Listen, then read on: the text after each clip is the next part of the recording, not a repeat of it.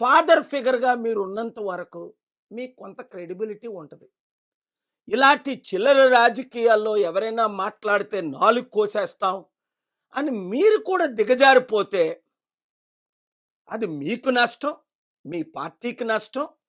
నాలాంటి పెద్దవారి ద్వారా మీరు అనవసరంగా కొన్ని ఇష్యూలు మీరు ఫేస్ చేయవలసి ఉంటది.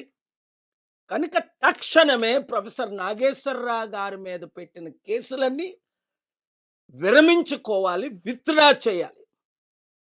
నేను మానిటర్ చేస్తాను. ఈ వీడియో ప్రతి ఒక్కరు ప్రజాస్వామ్యములో ప్రొఫెసర్ నాగేశ్వరరావు గారు లాంటి వారు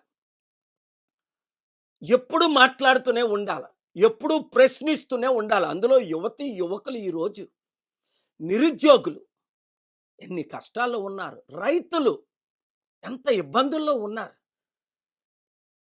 ఇచ్చిన వాగ్దానాలు నెరవేర్చలేదని రాజకీయ నాయకులు వారి కొడుకులకైతే లక్షలు, కోట్లు, వందల వేలు కోట్లు ఆదాయం.